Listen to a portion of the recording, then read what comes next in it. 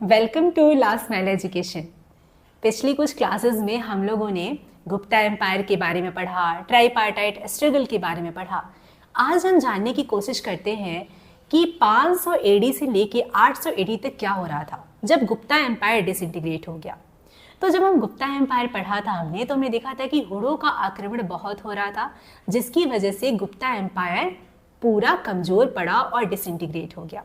उसके बाद बहुत सारे राजाओं ने प्रयास किया कि किस प्रकार से उत्तर भारत को एक पूरा का पूरा विस्तृत स्वरूप दिया जा सके, लेकिन ऐसा संभव नहीं हो पाया।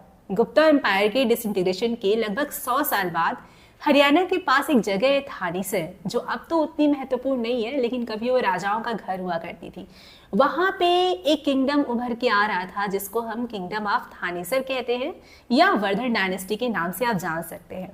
और यही जन्मस्थली थी हर्षवर्धन की, जिसको प्यार से लोग हर्ष कहा करते थे। तो चलिए जानते हैं उस टाइम पीरियड को इन राजा की कहानी के माध्यम से। हर्ष के पारिवारिक जीवन में बहुत उथल पुथल थे, उनकी बहन के साथ, उनके भाई के साथ, यहाँ तक कि जब वो बहुत यंग एज के थे तभी उन्होंने अपने भाई को खो दिया। राजनीतिक उतार चढ़ाव उस व्यक्ति के जीवन में थे, परंतु फिर भी हर्ष का ही सबसे बड़ा प्रयास रहा गुप्ता एम्पायर के बाद कि किस प्रकार से पूरे के पूरे उत्तर भारत को समेटा जा सके। गुप्ता एम्पायर की तरह उसने भी बहुत प्रयास किया कि तरह तरह की जगहों को कंट्रोल में लाया जा सके, जैसे कि गंगा का पूरा प्लेन उनके कंट्रोल में आ चुका था, आसाम तक राजा उनको टैक्स दिया करते थे, गुजरात सब कुछ उनके कंट्रोल में था। लेकिन जब वो डेक्कन को कंट्रोल करने गए तो उस समय पे डेक्कन में एक राजा था पुलकेशिन II, जिसके बारे में अभी इसी क्लास में हम लोग पढ़ने वाले हैं।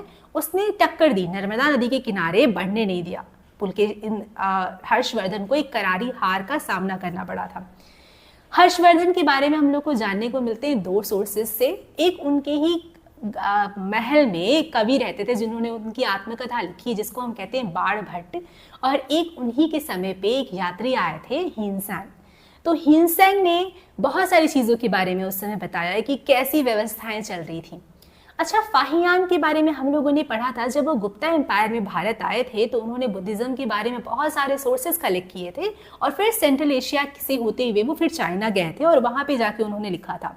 ऐसे ही ह्वेनसांग भी एक बहुत ही एडवेंचरस यात्री थे। 26 साल की उम्र थी मात्र उनकी, और चाइना से उन्होंने वही कदम सेम फॉलो किया जो फाहियान का था। लेकिन इस समय पे सेंट्रल एशिया में बहुत सारे बुद्धिस्ट ऑलरेडी मोनेस्ट्रीज थी, तो वो सबको रिसर्च करते करते कुछ दूर रुकते आए, और यहाँ पर जब आए तो उन्होंने ये पाया कि हर्षवर्धन बहुत वेलकमिंग नेचर के थे। घंटों हर्षवर्धन से ह्वेनसांग की बात होती थी, और ऐसा भी माना जाता है कि जो हर्षवर्धन थे वो अपने जीवन के अंतिम पड़ाव में उन्होंने बुद्धिज्म को अपना लिया था, लेकिन वो अन्य धर्मों के प्रति भी बहुत ही उदार स्वभाव रखते थे। ह्वेनसांग ने और भी बताया है बहुत सारी बातें कि इस समय पे सोशल कंडीशंस कैसे थे, अनटचेबिलिटी की बात करी है। एक बहुत इंटरेस्टिंग फैक्ट उन्होंने बताया है कि हमारे जो इंडियंस थे उनके अनुसार वो बहुत हॉट टेम्पर्ड होते थे। हॉट टेम्पर्ड का मतलब कि जिनको गुस्सा बहुत जल्दी आ जाता था, लेकिन ईमानदार थे। उन्होंने ये भी कहा है कि यहाँ पे क्राइम रेट बहुत कम थे, लेकिन फिर उन्होंने अपनी ही कथा में आगे लिखा है कि कई बार उनको ही भारत में लूटा जा चुका था। खैर, जो भी स्टोरी हो, लेकिन इतिहास के तथ्य हम लोगों को यहीं से पता चलते हैं, जो उस समय में लोगों के अनुभव थे या फिर जो आर्टिफैक्ट्स हम लोग को उस टाइम पीरियड का मिलता है। तो हर्ष का रूल सेम का सेम वैसे ही था वर्धन डायनेस्टी का, जिस प्रकार गुप्ता का हुआ करता था। ये लोग डायरेक्ट कंट्रोल नहीं करते थे। अब राजा है, जैसे कि मान लीजिए आसाम के कंट्रोल में, आसाम भी इनके कंट्रोल में है, लेकिन बस ये लोग at the time of war Assam का राजा इनको अपनी सेना भेजेगा और कुछ ट्रिब्यूट भेजेगा। वो अपनी जगह का रूल अपने अनुसार ही किया करते थे। इस वजह से ये भी एक रीजन है कि मौर्य के बाद गुप्ता भी उतना सेंट्रलाइज नहीं हो पाया था, और वर्धन डायनेस्टी भी धीरे धीरे टूट गया, बिखर गया। इसके बाद तो उत्तर भारत की कहानी ऐसी हो गई कि छोटे छोटे किंगडम्स में टूट गई चीज़ें, और एक दूसरे में ही इतनी लड़ाई होने लगी कि जब विदेशों से बहुत खतरनाक शत्रु हमारी ओर बढ़ रहा था तो हमारे देश में, वो उत्तर भारत में स्पेशली, वो एकता नहीं थी जिससे कि हम उससे लड़ पाते। खैर, हम लोग अब बात करते हैं कि डेक्कन में क्या हो रहा था। डेक्कन में भी सातवाहन किंगडम पूरी की पूरी तरीके से खत्म हो चुका था, और उसकी जगह पे बहुत सारे छोटे छोटे किंगडम्स आए, जैसे कि वाकाटाकास। वो भी अपना बहुत स्ट्रॉन्ग होल्ड नहीं बना पाए। उसके बाद एक किंगडम आया जिसको हम बोलते हैं चालुक्य। चालुक्याज ऑफ वातापी। वातापी कर्नाटक में एक जगह है, वहां से इन लोगों का सेंटर टाउन था और वहां के राजा थे पुलकेशिन II। अब पुलकेशिन II, जैसे कि हमने बात किया कि हर्षवर्धन को उन्होंने नर्मदा नदी पे टक्कर दिया था और वो भी चाहते थे कि पूरा डेक्कन उनका हो, लेकिन ऐसा हो नहीं पाता है। जैसे कि साम्राज्य बढ़ाने की इच्छाओं को हमेशा राजाओं को अपना कंट्रोल करना पड़ता है। इनके भी 2 रियल एनिमीज थे। एक तो राष्ट्रकूटास, जो कि फाइनली इनको पूरी तरीके से खत्म कर दिए थे 8वीं शताब्दी आते आते, और दूसरा जो इन्हीं के समय पे बहुत तेजी से पनप रहा था दक्षिण भारत में, वो राज्य था पल्लवा का। अब पल्लवा किंगडम के एक राजा थे महेंद्र वर्मन। महेंद्र वर्मन को पुलकेशिन II ने करारी हार दी थी, लेकिन महेंद्र वर्मन के पुत्र हुए नरसिंह वर्मन, और नरसिंह वर्मन से फिर खुद पुलकेशिन II को हार का सामना करना पड़ा था। तो खैर ये उठापटक चलता रहता था। लेकिन इस समय के जो राजा थे, चाहे वो हर्षवर्धन हो, चाहे पुलकेशिन II हो, चाहे महेंद्र वर्मन ही हो पल्लवा डायनेस्टी के, राष्ट्रकूटास के भी किंग, ये सिर्फ राज्य करना और एम्पायर बढ़ाने में विश्वास नहीं रखते थे, ये कला की बहुत प्रेमी थे। इवन हर्षवर्धन ने तो खुद 3 महानाटक लिखा है संस्कृत में। बहुत बड़े विद्वान हुआ करते थे ये लोग। और राष्ट्रकूटास और चालुक्यास ने, जो हमारे एलोरा का कैलाश टेम्पल है, उस जैसी कलाकृति हमें देखे गए हैं। अब बात करते हैं पल्लवा की। अब पल्लवा किंग एक्चुअली में शुरुआत किया था सातवाहन के ऑफिसर्स की तरह। सातवाहन के किंगडम में ये लोग ऑफिसर्स हुआ करते थे।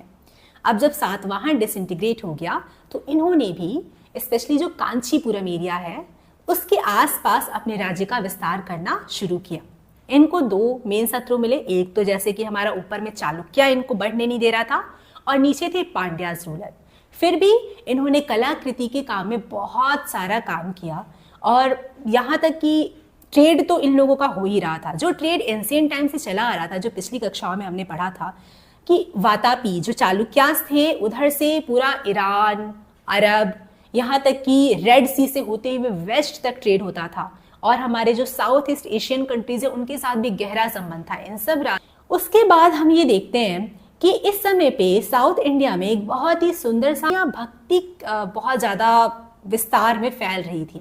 2 तरीके के सेंट्स हुआ करते थे जो भक्ति गीत गाया करते थे, वो भी वहाँ की लोकल लैंग्वेज में। एक थे अलवर्स, जो विष्णु भगवान को मानते थे, और एक थे नैनार्स, जो कि शंकर भगवान के भक्त हुआ करते थे। संस्कृत को उतना ज़्यादा तवज्जो नहीं दिया जाता था, और कांचीपुरम जो एरिया है वहीं पर ये सारे लोग इकट्ठा होते थे, और बहुत सारी कविताओं का यहाँ पे संग्रह हो रहा था उस समय पे। तमिल तो वैसे भी अपने साहित्य के लिए जाने जाते हैं। अब इस एरा में एक नए तरीके का आर्किटेक्चर पनप के आ रहा था, जिसको हम कहते हैं द्रविडियन आर्किटेक्चर। जो सारे मंदिर हम लोगों को अभी साउथ इंडिया में देखने को मिलते हैं, वो मैक्सिमम इसी टाइम पीरियड में बनाना शुरू हो गए थे। इसमें क्या होता था, या तो एक बड़ा सा पत्थर जो नेचुरली अवेलेबल है उसको काट के बनाया जाता था टेम्पल, जैसे कि महाबलीपुरम के आप रथों को देख लीजिए, या फिर स्टोन को ला के एक साथ इकट्ठा करके स्टोन को कार्व करके मंदिर बनाए जाते थे। और एक बड़ा सा एरिया होता था, और आखिरी में भगवान की मूर्ति रखी जाती थी, आखिरी के कमरे में। और जो वो कमरा होता था उसके ऊपर एक बड़ा सा शिखर बनाया जाता था, जो कि आपको बहुत दूर से भी दिखाई दे सके।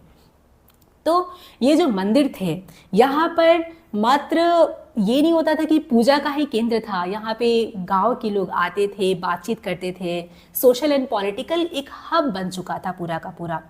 और मंदिर बहुत रिच होते थे, इनका भी अपने अनुसार एक ट्रेड होता था, बच्चे इसमें पढ़ाई करने आते थे। तो इस प्रकार से ये जो हमारा टाइम पीरियड था, ये फुल ऑफ कल्चर था, फुल ऑफ विजडम था। ऑफ कोर्स लड़ाइयाँ भी थी, जैसे कि हर्षवर्धन की एक फेमस लड़ाई हमारे पुलकेशिन II के साथ है, और जिसको हम कहते हैं कि नर्मदा नदी के आगे जो हर्ष का एक्सपेंशन है उसको रोका था उन्होंने। उसी प्रकार पुलकेशिन II की लड़ाई राष्ट्रकूटास के साथ चालुक्य की लड़ाई होती रही। फिर इधर चालुक्य की लड़ाई हमारी पल्लवास के साथ होती रही। पल्लवा का भी काफ़ी स्ट्रगल था, लेकिन इसी स्ट्रगल में हमारे आर्किटेक्चर, हमारी ब्यूटी, हमारी विरासत पनप कर आ रही थी। Thank you so much.